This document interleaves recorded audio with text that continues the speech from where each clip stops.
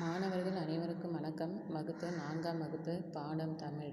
இன்றைய வகுப்பில் என்ன பாடம் பார்க்க போகிறோம் அப்படின்னு பார்த்தீங்கன்னா, பாடம் 19 தமிழர் பண்பாடு.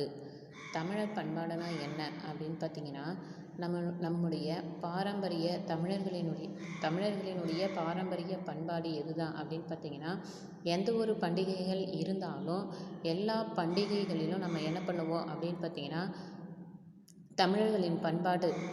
இப்போ விளையாட்டு போட்டியில் என்ன பண்ணுறோம், நம்ம விளையாடுறோம் இல்லையா? இப்போ தமிழர்களின் பண்பாடு என பார்க்கும் பொழுது என்ன பண்ணுறாங்க, காளை அடக்கும் போட்டி, அது நம்முடைய தமிழர் பண்பாடு தான் இல்லையா? இப்போ தமிழர் பண்பாட்டில் பார்த்திங்கன்னா யார் ஒருவர் இப்போ ஆடை அலங்காரத்தில் இருந்து எல்லாத்துலேயுமே ஒவ்வொன்றுத்துலேயும் நம்முடைய தமிழர் பண்பாடு தமிழர்களினுடைய பண்பாடு அடங்கி காணப்படுது இல்லைங்களா? அப்போ யாருமே தமிழர்களினுடைய பாரம்பரிய ஒரு பண்பாட்டை யாருமே என்ன பண்ணுறது கிடையாது, நிராகரிக்கிறது கிடையாது. எல்லாருமே நம்ம என்ன பண்ணுறோம் அப்படின்னு பார்த்திங்கன்னா, பாரம்பரிய தமிழர்களினுடைய பண்பாட்டை என்றைக்குமே கடைப்பிடிச்சிட்டு தான் இருக்கும் இல்லைங்களா? இதை தான் நாமக்கல் கவிஞர் என்ன சொல்கிறாரு அப்படின்னு பார்த்தீங்கன்னா, தமிழன் என்றோர் இனமுண்டு தனியே அவர்க்கொரு குணமுண்டு.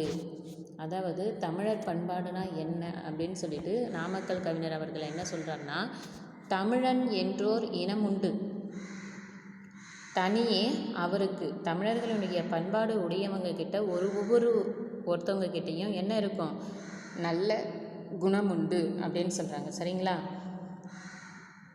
தமிழர் அன்பை வாழ்வின் அடிப்படையாக கொண்டவர்கள். நம்முடைய தமிழர்கள் எப்படிப்பட்டவர்கள் அப்படின்னு பார்த்தீங்கன்னா, அன்பை வாழ்வினுடைய அடிப்படையாக கொண்டவர்கள். அற செயல்களால் சிறப்பு பெற்றவர். தமிழர் பண்பாடு பல சிறப்புகளை பெற்றுள்ளது. அற செயல்களால் சிறப்பு பெற்றவர்களாக இருந்தாலும் தமிழர்களினுடைய பண்பாடு பல சிறப்புகளை பெற்றிருக்கும் அப்படின்னு சொல்கிறாங்க. மக்களினுடைய புறத்தோற்ற வளர்ச்சி நாகரிகம் காலந்தோறும் மாறக்கூடிய, நாட்டுக்கு நாடு வேறுபடும் இயல்புடையது. நாகரிகம் என்பது என்னாகும், காலந்தோறும் மாறக்கூடிய, நாட்டுக்கு நாடு. ஒரு நாட்டில் இப்போ நிறைய நாடுகள் இருக்குன்னா எல்லா நாட்டிலையும் ஒரே இது பண்பாட்டை பயன்படுத்துறது கிடையாது. இப்போ நாட்டுக்கு நாடு என்ன பண்ணுவாங்க அப்படின்னு பார்த்தீங்கன்னா, மாறக்கூடிய நாகரிகம் நிறைய இருக்கும் இல்லையா? அது இயல்புடையது. உள்ளத்திலிருந்து வெளிப்படும் இயல்புகள் பண்பாடு எனப்படும். தன்னுடைய மனசுக்குள்ளே இருந்து வெளிப்படும் இயல்புகள் தான் என்ன அப்படின்னு பார்த்தீங்கன்னா பண்பாடு. பண்பட்ட உள்ளம் கொண்டவர் பண்பாடு உடையவர்கள். பண்பாடு உள்ளம் உறவாக வளர்கின்றது. என்ன சொல்கிறாங்க அப்படின்னு பார்த்தீங்கன்னா, பண்பட்ட உள்ளம் கொண்டவர்கள் பண்பாடு உடையவர்கள். பண்பாடு உலக உரம், அதாவது பண்பாடு உலக என்னாகுது, உறவாகவும் வளர்ந்து கொண்டே இருக்கிறது. தமிழர் பண்பாட்டில் மானம் தலை சிறந்தது. தமிழர்களுடைய பண்பாட்டில் மிக மிக தலை சிறந்தது எது அப்படின்னு பார்த்தீங்கன்னா, மானம்தான் தலை சிறந்தது அப்படின்னு சொல்கிறாங்க. உயிரினும் மேலானதாக மானத்தை போற்றுபவர் தமிழர்.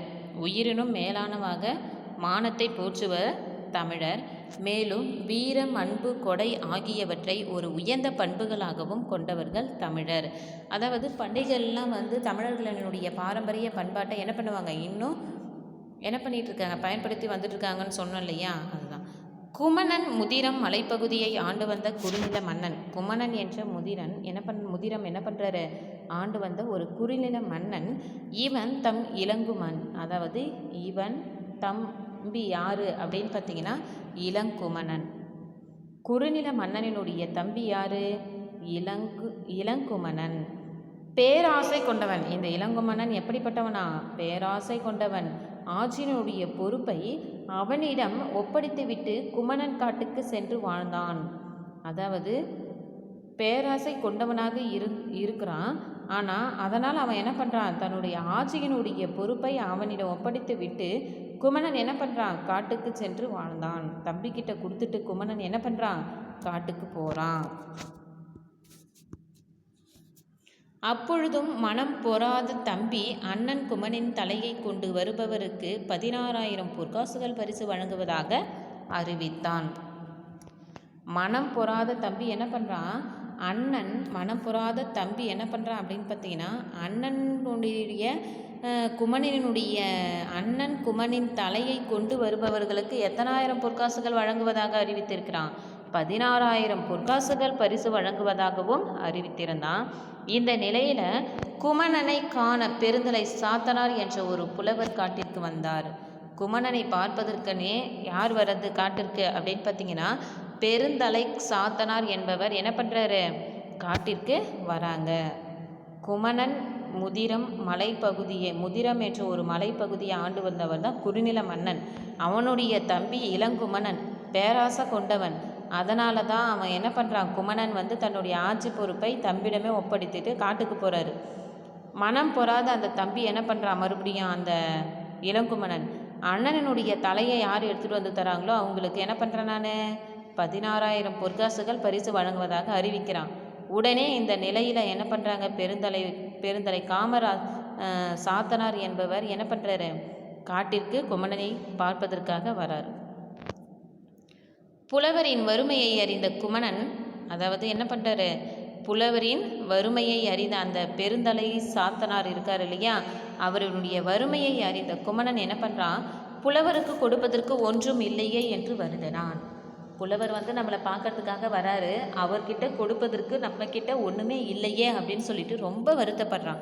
இப்போ நம்ம வீட்டுக்கு யாராவது ஒருவர் வராங்க அப்படின்னு பார்த்தீங்கன்னா, திடீர்னு சொல்லாமல் கொள்ளாமல் திடீர்னு நம்ம வீட்டுக்கு அவங்க வந்துட்டாங்கன்னா, நம்ம வீட்டில் ஒன்றுமே இல்லைன்னா, ஐயோ நம்மளால் அவங்களுக்கு எதுவுமே கொடுக்க முடியலையே என்ற ஒரு வருத்தம் நமக்கு எல்லாருக்கும் இருக்கும் இல்லைங்களா. அந்த மாதிரி தான் நம்மளை பார்க்க வந்த இந்த புலவருக்கு நம்மிடம் கொடுப்பதற்கு ஒன்றுமாக இல்லையே அப்படின்னு சொல்லிட்டு ரொம்ப வருத்தப்படுறாரு குமணன். ஆயினும் தம்பி இளங்குமணனின் அறிவிப்பு என்ன ஆகுது, தன் நினைவுக்கு வந்தது. குமணன் வருத்தப்படுறான், புலவருக்கு ஒன்றுமே கொடுக்க முடியலன்னு. ஆனால் புலவருக்கு என்ன ஆகுது அப்படின்னு பார்த்தீங்கன்னா, தம்பி அறிவித்த அவனுடைய அறிவுக்கு என்ன ஆகுது, அறிவிப்பு நினைவுக்கு வந்தது. உடனே தன் தலையை வெட்டி எடுத்து கொண்டு போய் புலவர் பரிசு பெற்று கொள்ளட்டும் என்று விரும்பினான். தன் தலையை தர முன் வந்தான். அதாவது தம்பி இளங்குமணனினுடைய அறிவிப்பு என்ன ஆகிடுது, அந்த புலவருக்கு பரிசாக கொடுக்கறதுக்கு எதுவுமே இல்லை. இருந்தாலும் அந்த நேரத்தில் தம்பி அறிவித்த அந்த இளங்குமணனினுடைய அறிவிப்பு அவனுக்கு நினைவுக்கு வந்த உடனே தன்னுடைய தலையை வெட்டி எடுத்து கொண்டு போய் புலவர் என்ன பண்ணலாம், பரிசாக பெற்று என்ன பண்ணலாம், கொல்லட்டும் என்று விரும்பினான். என்ன நினைக்கிறான்னா, நம்மக்கிட்ட இருந்து ஒரு பொருளையும் அவருக்கு கொடுக்க முடியலையே, தன்னுடைய தலையை, அதாவது தம்பி ஒரு அறிவிப்பு அறிவிச்சிருக்கான் இல்லையா, தன்னுடைய தலையை வெட்டி எடுத்துகிட்டு கொடுத்தா 16,000 பொற்காசுகள் கொடுக்கணும்னு. அந்த மாதிரி தன்னுடைய தலையை வெட்டி கொடுத்தா புலவர் என்ன பண்ணலாம், இந்த பரிசை வாங்கலாம். அதனால் தன்னுடைய தலையையே தர முன் வந்திருக்கான் புலவருக்கு. சரிங்களா. உடனே தமிழ் புலவருக்காக தன் தலையை கொடுக்க துணிந்த மன்னன் குமணனின் வள்ளல் பண்பு நம்மை வியக்க வைக்கிறதன்றோ. உடனே என்ன பண்ணுறாங்க அப்படின்னு பார்த்தீங்கன்னா, தமிழ் புலவர்களுக்காக தன்னுடைய தலையையே கொடுக்க முன் வந்த இந்த குமணனினுடைய நல்ல ஒரு பண்பு நமக்கு அவருக்கு என்ன ஆயிடுச்சு, வியக்க வைக்கிறது. இத்தகைய உயர் பண்புகள் பல இருந்தாலும் தமிழர் ஒழுக்கத்தை உயிர் போல் மதித்தனர்.